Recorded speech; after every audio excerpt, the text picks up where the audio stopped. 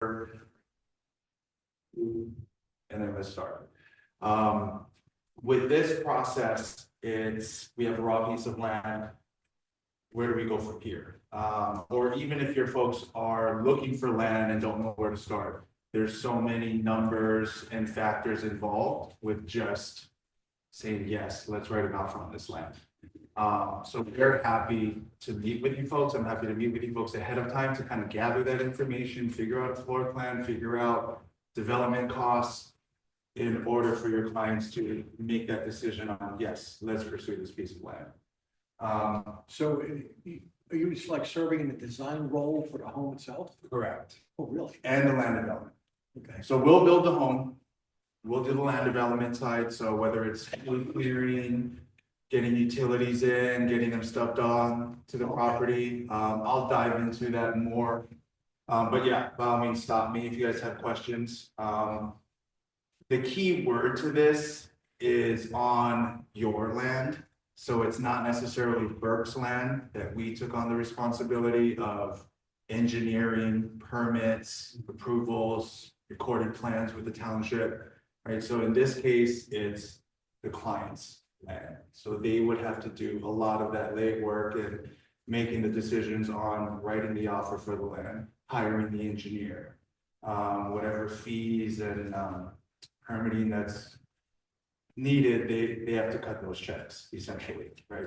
We're here to guide them throughout, but they're making those decisions ultimately. Do you guys step in before the land is purchased? Absolutely. Yeah. Okay.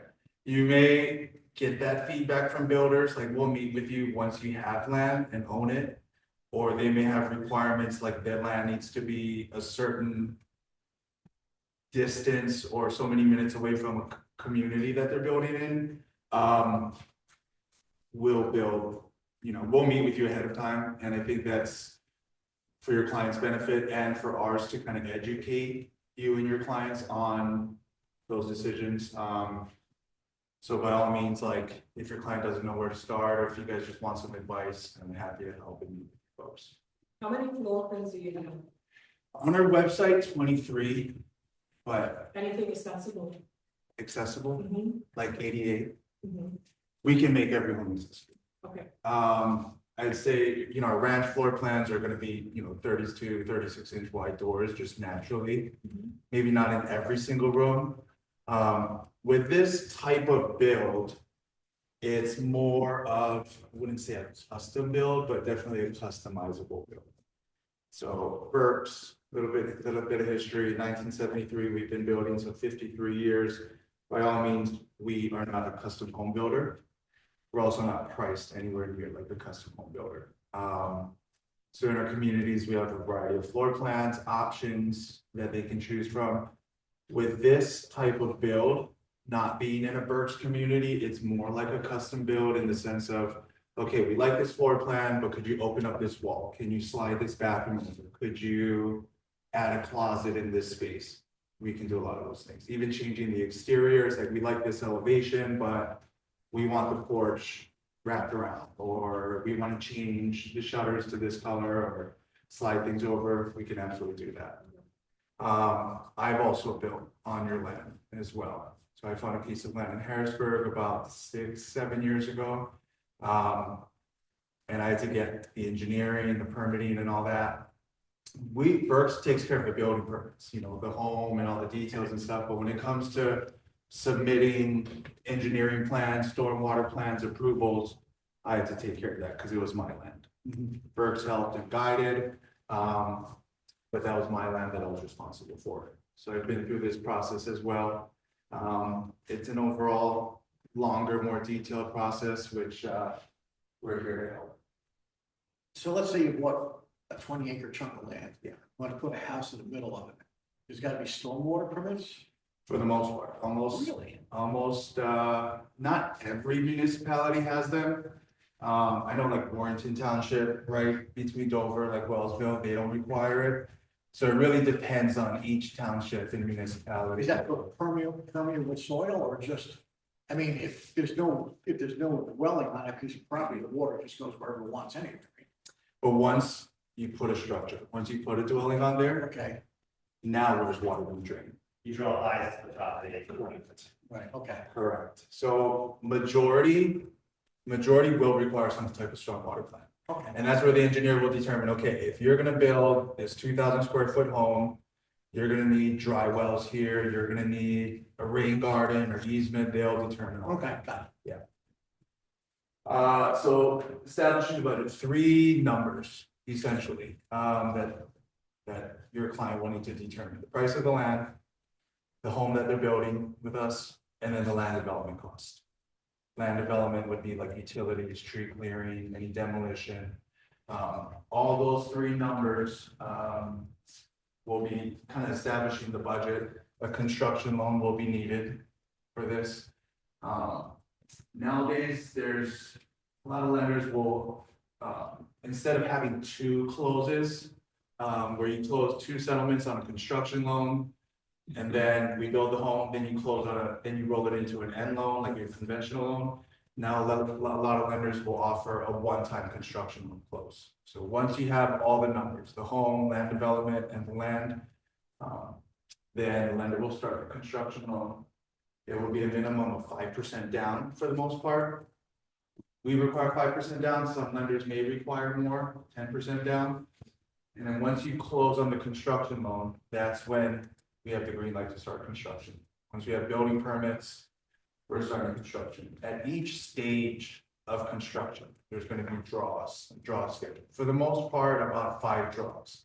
So if it's excavation, foundation, framing, once each stage is done, that's when the lender is sending us the chunk of money. And at each of those 5 draws, your client is making interest-only payments during the construction loan period. Once the home is completed, we get a certificate of occupancy, we're handing the keys. That's when your client will roll it into or modify into a conventional loan there. And during that time frame, they can kind of, depending on their financing, they can determine, all right, we did 5% down on the loan. We have our home sold, or they have more cash to put down, they can determine, all right, do we put down more? And then roll it into, before rolling into your conventional loan.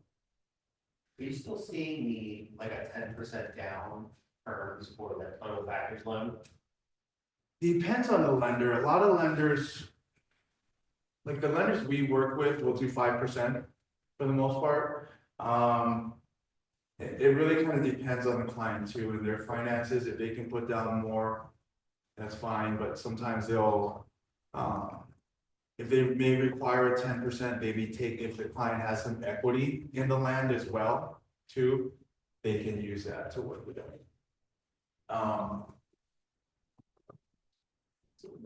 Let's say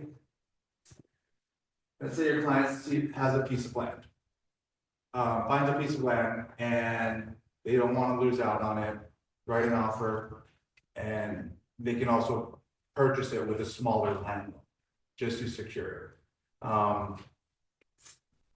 Let's say they have a land loan, they're paying interest on that. Once they get all their final numbers with Berks, write a construction agreement with Berks, and start the construction loan process, close on the construction loan, that pays off the land loan. Then it's all lumped up into one loan from there.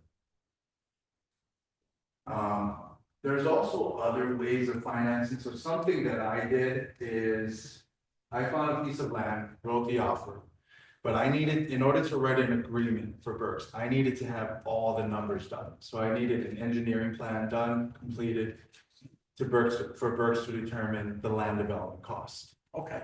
Any wells, septic, public sewer, utilities. Once that number, we needed the land development costs, then we're going to selections. Once I had all those numbers done, then we could start the construction. That process can be about 2-3 months, sometimes less, sometimes more. The seller of the land that I purchased was willing to wait 3 months, 4 months, sometimes less or more, for me to close one time on a construction loan. Not every seller of land is gonna want to have like a 3-month escrow period. Sometimes they're willing to, but let's say like, no, we're willing to accept this offer, but we want a 30-day close. Then your client will most likely need a land loan just to secure that, or if they're paying cash.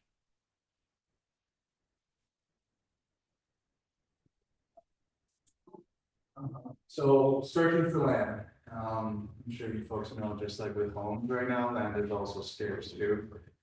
So I'm constantly looking on the MLS, Zillow, using you folks, putting them on a search once they know their range, budget, right, utilities.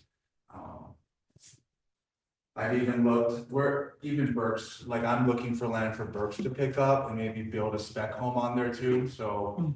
I've seen Zillow for sale by owner listings, even contacting townships and municipalities to see if they have anything that they're aware of or something on the rise. You folks being in this industry, I'm sure you have a lot of networks and connections, so if you know of friends or family that are selling and it's not listed or something that they're parcels of land that they're considering selling or breaking off, that's always gonna be helpful as well too. If you folks are looking to list property as well too, I'm also happy to take a look and see, we have we're gonna roll out like a series of presentations. One is buying and selling land too, so land listings, information that's helpful. If there's a plot plan, if there's perk test results already, that's just gonna help you guys sell the property quicker.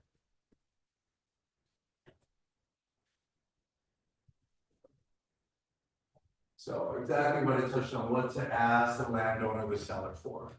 So if they have a plot plan, or if they had a survey done, they have some type of rough engineering sketch showing property lines, showing setback lines, that's gonna be very helpful for you and for us to kind of determine where the home can sit. If there's a perk test, if it's a septic system that's required, is the perk test already completed? Perk tests last for 6 years. So if it's beyond that 6-year period, then either another test in that same site may need to be done, or sometimes the SEO, the sewage enforcement officers at that township may say, no, these test results are going to be bad. We'll let them answer. Yes. Are the corners staked out? Are the properties staked out? Sometimes they'll even stake out the perk test sites as well. That's always helpful for us. And are there any restrictions? So if it's not in an HOA, are there covenants and restrictions? Is there a minimum square footage that the home needs to be? Is there a certain masonry percentage or stone percentage that the home needs to be at? Or if those documents are in the listing, that's always things that I'm looking for. Is public water and sewer available? And that'll be in the listing, but the next question I ask is, are the laterals tapped onto the property? So that's also costs that will drive the land development side.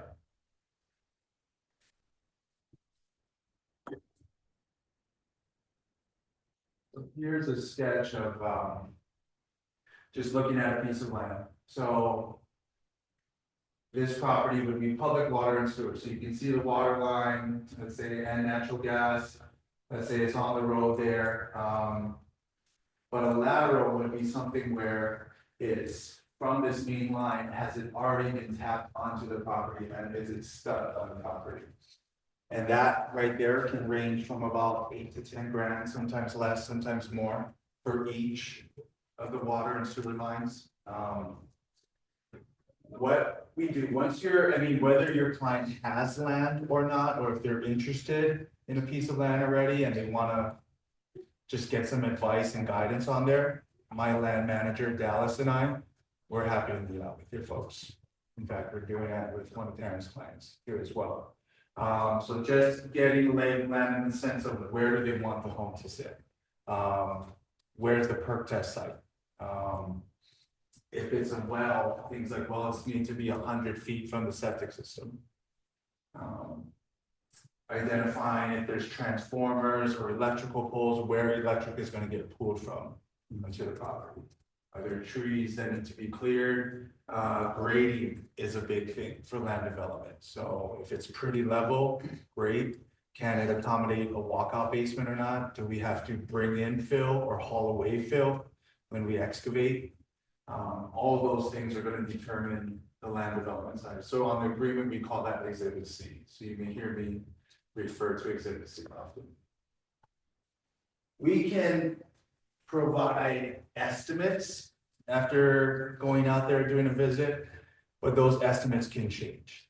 What we'll really need is an engineering plan showing what floor plan they're choosing, where it's sitting, how long the driveway is, what type of stormwater plan is called for. Where the well is gonna be located, are they leasing a propane tank, where's that gonna be buried, where's the septic system gonna be, all the grading lines from there. Once we have that plan, then we're getting hard numbers from trade partners and excavators. The stream out back is the wrong answer. You're not bad. For the septic. Yeah, The other thing you They have can it. too, these rural lots is the driveway. yes, Because you may think you know where the driveway is gonna be, but then you don't have the sight lines. correct. It could be 400 feet away. Correct, we're dealing with that now. So we are under contract on a piece of property in Harrisburg, and we're supposed to settle last month. And then we find out from our engineer, it's like, no, you need a driveway permit, or you need a permit from the PennDOT. So sight lines is a big thing, yeah. So in order for us to build a home and there's a driveway, because that property is somewhat on a hill, and you can't necessarily see cars coming up or driving down, and it's somewhat of a busier road. If you're pulling out of your driveway, you need to have so many feet of sight vision and sight lines, yeah. So that requires a type of permit. So we're in the process, we're still under contract, but now we're submitting that permit already. Wow. Do you have smaller houses without a driveway? Smaller, Like without a garage? Yeah. so we've worked on those properties with, Street, on street parking? right, or sometimes there's a back alley. Okay. So in that area, and that kind of goes with restrictions, right, there's no garages allowed in the front, right? It could be a carport, or the garage has to be out the back. So we'll, in those cases, dig through the archives of other homes that we've built like that. And usually it's like an alleyway that they're coming in, parking their car, so we can also, we're gonna look into all that stuff, the land. The other big one is storm water bonds. Bonds. Bonding for the stormwater management. Mhm. I just had one with Silver Spring Township, we charged $50,000 bond. That was on top of it, to make sure that it was done correctly through a whole year. Okay. Yeah, so stormwater is a big thing. Carroll Township is another one. They're very strict with that. Yeah. They have extra documents needed, so like, we just built a home in Carroll Township. And we just sold it. We just sold it last night, and there's all these stormwater acknowledgements stating that, yes, this is the approved easement on the property for stormwater. It's your responsibility to make sure that it's maintained throughout. And if they come in and inspect it, like, you have to make sure that water's still draining. So stormwater's a these days. It's too far into the stormwater, but is that part of the MPDES then, that part that you're talking about? Yes. Because that back and forth is that MPDES, like conservation district Correct. thing that I've encountered. Yeah, thanks for bringing that up. So that's something that we're kind of working through right now. So in MPDS, I know you looked it up, National Pollutant Discharge, Elimination or something? yeah, elimination system. So basically, let's say your client has 5 acres, 10 acres, whatever the case is. And I've worked with a customer on this. They want their home up on the hill or a longer driveway, right? So the limit of disturbance. So in order for us to build the home, septic system, longer driveway, well, all of those things, that area of disturbance, everything that we're digging up and unearthing, that if that is over an acre, there's a special type of stormwater plan needed, an NPDES permit. Stormwater plans can be a few grand, $4 or $5 grand, and it could take about a month or so for them to complete.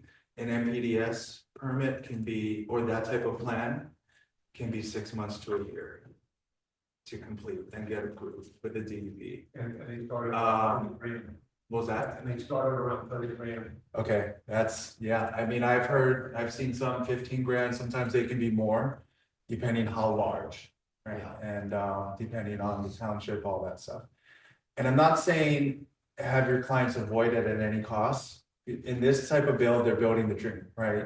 Oftentimes, they're gonna be building this home and living there forever, or at least, for a long time.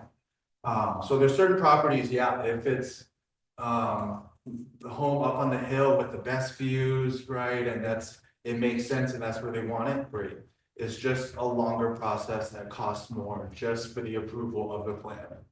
Once that plan is done, which takes place as a stormwater plan, then we can provide numbers for land development costs. Then we can go to selection gallery, get all the final numbers from there. One of the first customers I worked with, from the first time they met with Berks till we finally wrote an agreement, it was 2 years. Whoa. And I'm not saying that's the case for all MPDS, there was just a lot of back and forth with the engineer, that needed to take place, but it's obviously all in the process. Have you run into a situation, so with the public utilities there, water, gas and sewer? Have you run into a situation where the people who own it want to buy this lot saying, I'm not paying for all that kind of stuff, I'm gonna put in a septic, propane and well, some of the towns make you do that, right? I did that. I had to do it. So when I bought the property, it was public water sewer. So I had the lateral tapped on for sewer. I just paid that out of pocket directly to the sewer company. But I live in Susquehanna Township off of Lingostown Road, right across the police station. The main the main water line is on Lingostown Road, not my road. So it would have cost me about 50 grand to run it all the way, cut up the road, all the way to my property. So I went with a well instead. I wasn't gonna pay that much. I haven't, so it's really a case by case basis, and it depends on like what costs more. Or some folks just rather have well and septic and not have bill. 50 grand, oh heck yeah. Yeah, that was a no brainer. And wells, I mean, we usually estimate 15 grand or so to drill and then to install a well. Right. Yeah. And there's a flyer that I printed out for you guys too, and I can also email it to you folks, that has a rough estimate on land development costs. So it lists like different type of septic systems, wells, we kind of range 12 to 16 grand, sometimes less or more. So that kind of gives you a good grasp on things. We kind of put that 90 to 130,000 range. I've had customers that were higher than that, especially the one that has a longer driveway and the MPDS permit that was needed. And then some that were much less, 60, 70 grand. It was public utilities. The land was kind of ready to be built on. We just needed to do some clearing, come in and start building. So the local sewer authorities, each township will determine, like on a sheet here, what kind of septic you have to put in. So that'll be determined by the perk tests. Okay. So depending how low they had to dig or how far they had to dig down, with those perk test results, the engineer that your client will hire, or the engineering plan, stormwater plan, whatever, they'll also need to get a septic design. Gotcha, okay. Yeah. So we kind of put like, one property we're working on, we're getting stormwater plan and septic design. And I think we're paying about 8 grand, 8,500 for the two of them. Okay. So with that perk test, the engineer will determine, okay, sand mount is needed, or just your standard septic system will be needed. Gotcha. Yeah. We usually recommend meeting with Berks Homes first to get the final pricing of the house at least, so there's some sort of solid estimate on the house, and then you can figure out what you're looking at for land site work. Yeah, absolutely. And we're willing to do that, again, some builders will say, no, you gotta get the land first. But you kind of need the numbers on the home first and somewhat rough estimates on land development in order to figure out, is this land right for us, right? It could be a good deal on the land, but there could be a whole lot of work needed just to get the home built. Oftentimes, you guys will find that land is priced at how ready it is to be built on, right? And of course, by acreage and location and all that. But you may see one that's 50,000 less compared to the one next door, and there could be a lot more work there.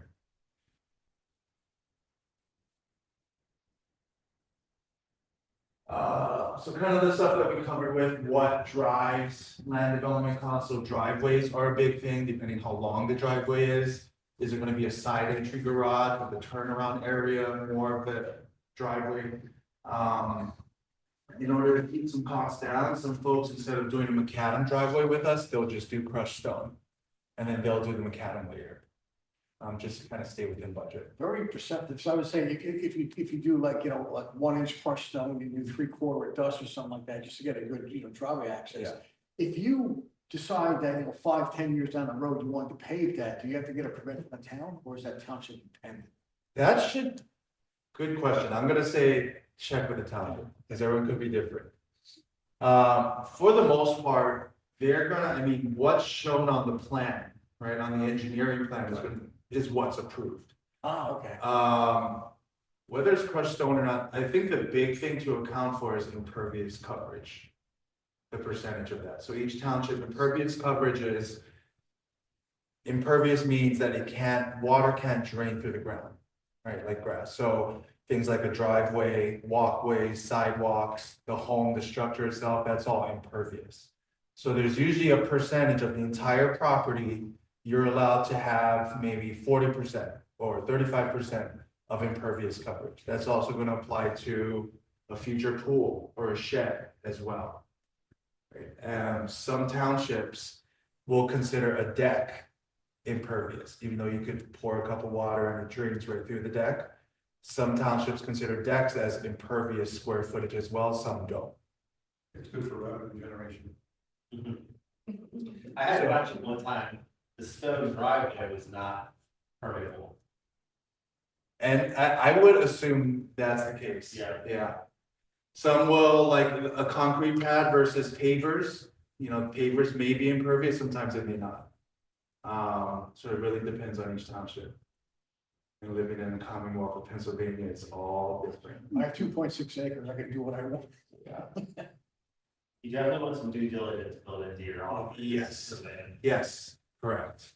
So we're often, and maybe not with every single land that we pursue, but for a lot of them, we're putting in due diligence, whether it's zoning or utilities, or we're always going to look into that. Septic systems, what type of septic system is called for based off the PERC test. The big question whenever you're looking at land asking is public water sewer, are the laterals already tapped on?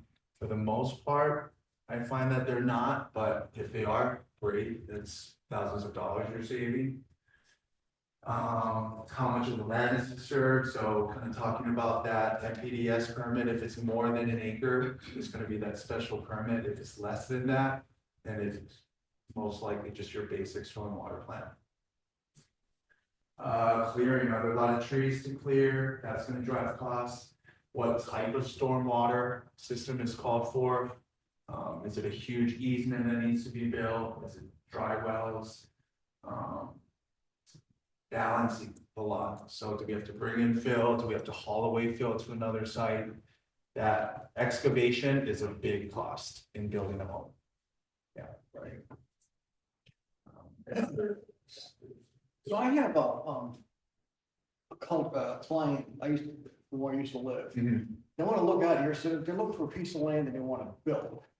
Should we have them engage people like you as they're in the process of looking at properties, or? I'd encourage that. Okay. Yeah. And I always tell folks, I always ask, what's their search?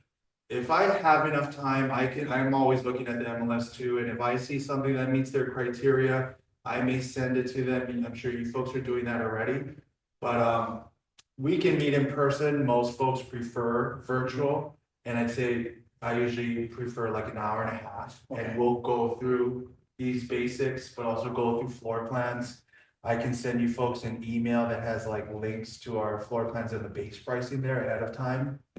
And then we have this great system called Oscar that we can price out the home.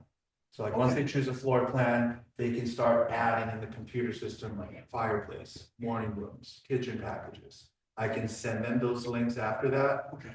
Then they can start pricing. Land, as you know, is a premium around here.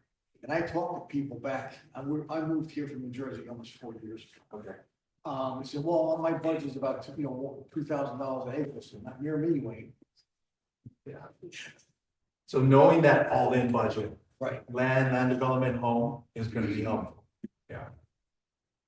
So that's why it's gonna help to meet with us first and kind of determine rough estimates on the home part and the land development in order to figure out the land. Now, do you guys do things like, somebody found a piece of property, there's an old rickety farmhouse, I'm like, it's still standing. Do you offer a service that's, okay, we'll leave one wall standing and build new around it? Is that part of your services? Maybe not, I mean, we'll we'll demolish the home. If we're gonna build the home and we're gonna warrant it, right? We need everything demolished. Right. We need everything demolished. Pieces of property that have an older home, existing home there. I would say don't let that discourage your clients. Sometimes that could be less work and less cost just for us to demo the home and then we build the home. If utilities are already there and we just demolish and still use those same utilities.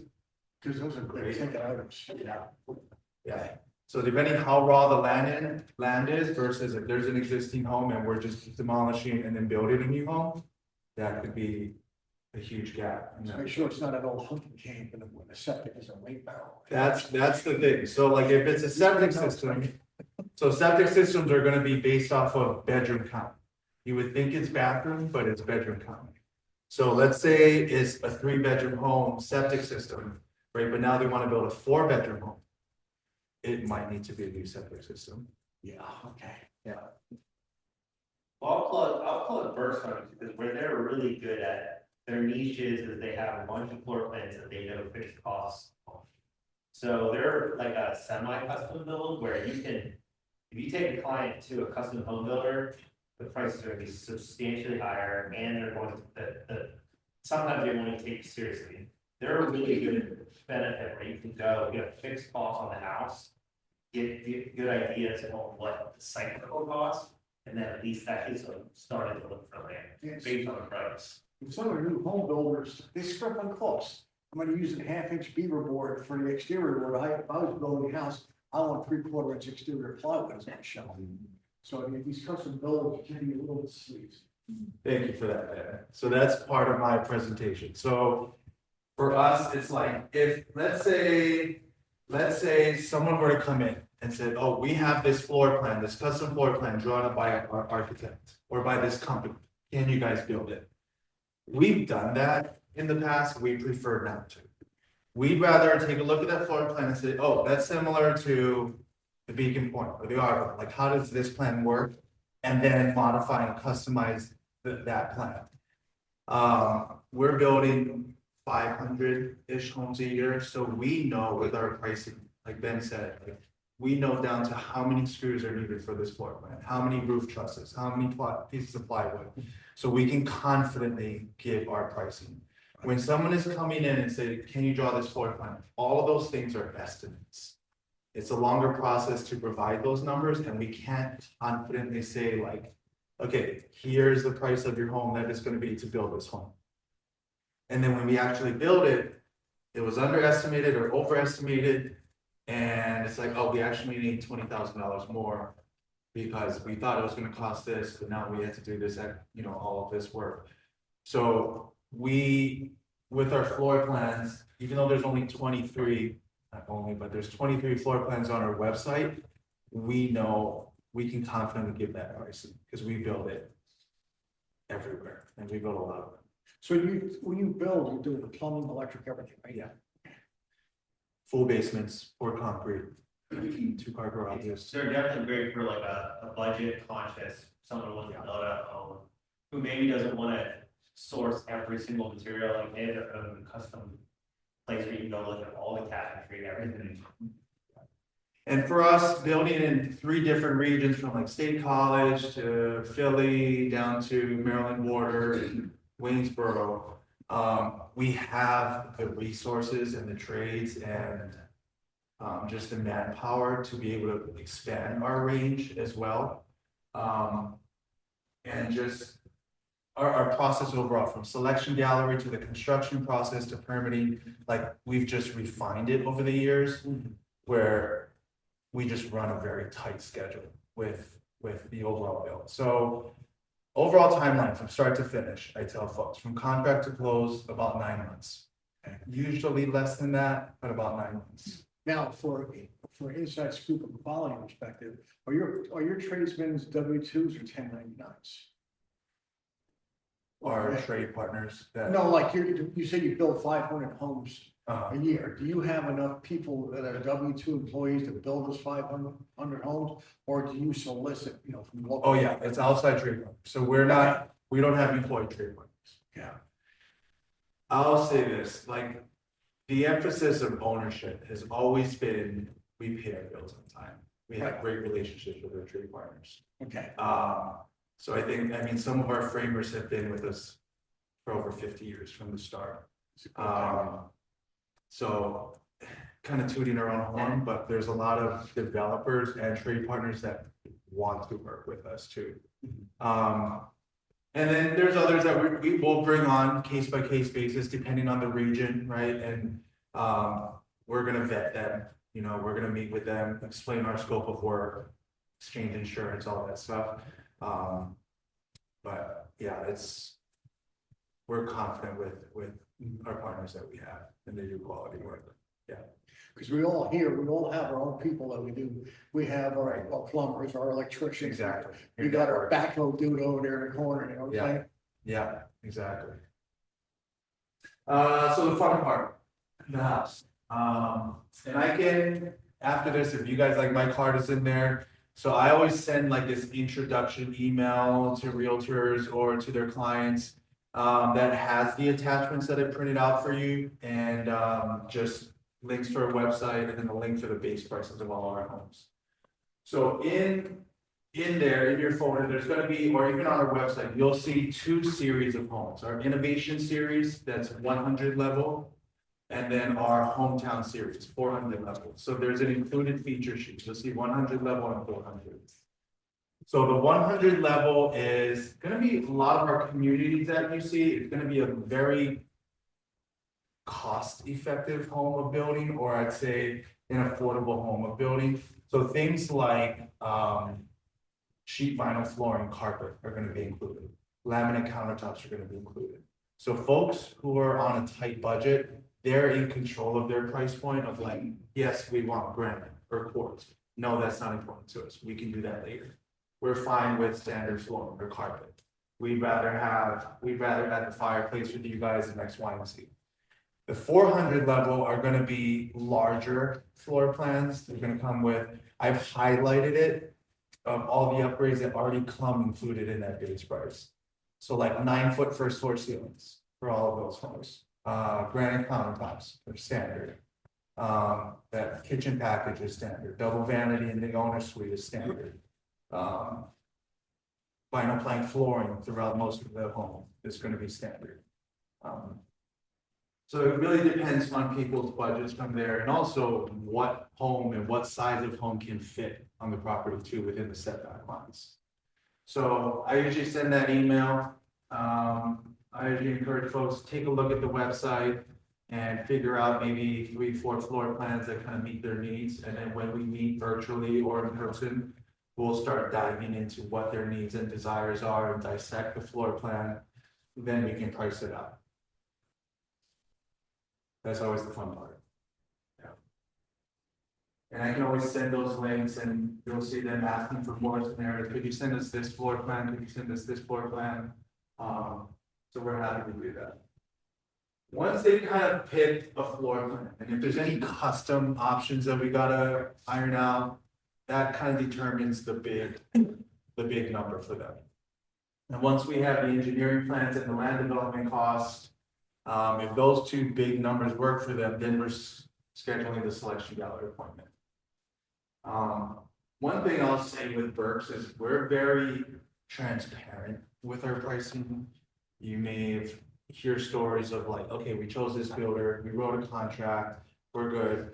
And then they go to their design studio or their selection gallery and they find out this is gonna be 50 grand more or 100 grand more. In that price out system that we use, we even have the big ticket selection gallery options in there, cabinets, countertops, flooring. So it's pretty close to what their final price could be.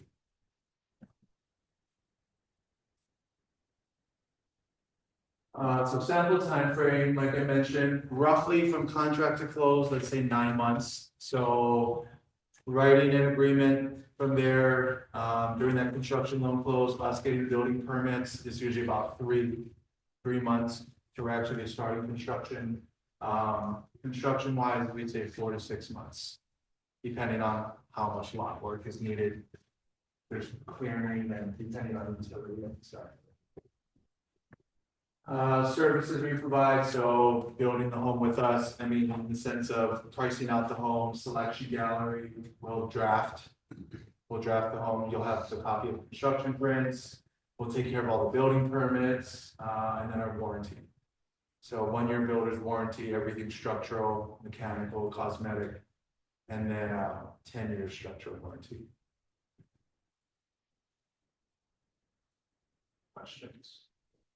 The appliances, let's say the AC, your heat pump, so that's covered under manufacturer's warranty, right? Correct. Correct, so, yeah, structural warranty, framing, roof trusses, concrete, everything we build. Mechanical, they're gonna have the phone numbers to electrician, HVAC company, plumber, everyone who knows and who's built their home inside and out. And then cosmetic things, nail pops, cracks, separation, you know, those things could happen going through all 4 seasons. Yes. Yeah. But GE appliances, that's gonna be through GE. The windows are gonna be through MI.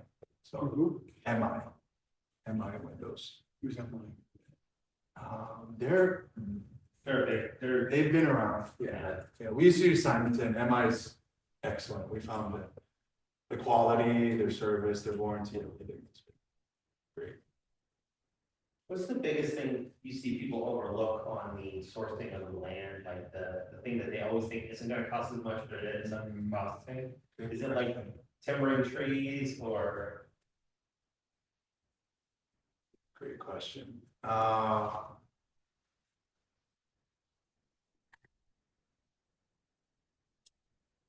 Driveways. I think people don't realize how expensive driveways can be. So it's not, I wouldn't say it's common, but once they see I'll show this in another presentation that we'll do next quarter, but our exhibit C is very detailed. That'll show like trenching, grading, final grade, stripping topsoil, wells, drilling the well, driveways. When they'll see the driveway and how much it costs for a macadam drive, they may say, all right, we'll do the macadam later. We'll just do crushed stone with you guys. I think people don't realize how much hauling away and bringing in fill, how much that can cost. Excavation is a big thing. Excavation of the home, the basement and everything, that's already included in that base price. Oh. Yeah. Can I say something? My sister and brother-in-law, they just bought a piece of ground, they're under contract and they're working with Jayson on a building and it's in the beginning phases here, but the prices for the houses were shockingly good to me. They just reduced their pricing. So for example, they're looking at a 3,500 square foot home and it's like 350 is the starting price. And that's not like the upgrades, the total like nice upgrades they wanted. They'll move the garage to the side. They wanted a gourmet kitchen and morning room, like all this stuff. Or I don't know if that one had that, but it was like maybe 100,000 in addition, like maybe to have all the upgrades. They're decking it out. So Yeah. They're that, totally decked out, but that's 3,500 square feet. Yeah. yes.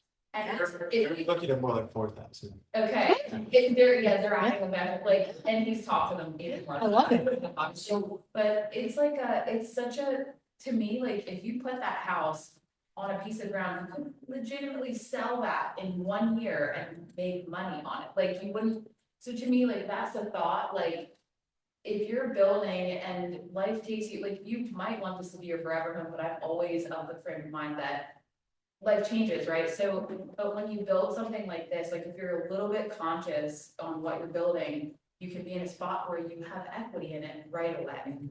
So, yeah. It's a great. Thank you for that. And I mean, if things all work out for them, they're essentially building $1 million home for much less than that. Yeah, Yeah. yeah. So I think the difference is your floor plans are thoroughly vetted, they're economical to build, they're oftentimes trusts. The trusts are all pretty, decided on what size they're gonna be and everything like that. When you do a custom build, and most of the clients that we have will send us these dream houses, and it's like, they don't really realize that that's a custom framed roof, or that's like an $80,000 elevation just to add that to a normal house, so there's a lot more value you get when you have something that's packaged. Do you know how much it's gonna cost to keep that 5,000 square feet? People don't think about those things like, Or you guys have that. efficiency and You those have to types of plan things. that.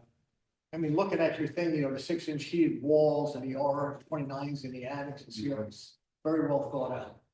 And thanks, Aaron, for saying that, because building code just changed this past year. Oh, really? So that R49s and stuff, that every insulation went up, SEER rating for heat pumps went up.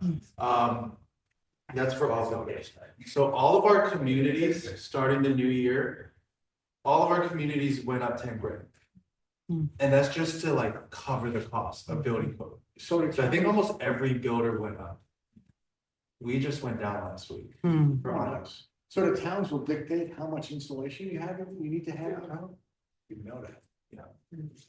Wall insulation, I mean, even blown in insulation, everything increased. But when you're building a big house like this, you also can have, you have the option to have different zones. So you don't Correct. have to heat up your entire house the same way. That's another big thing that you'll see on the 400 level is the 2-story homes will come with dual zone. That right there could be a $5,000 system. Right, that's already gonna come standard. Right. In the 400 level.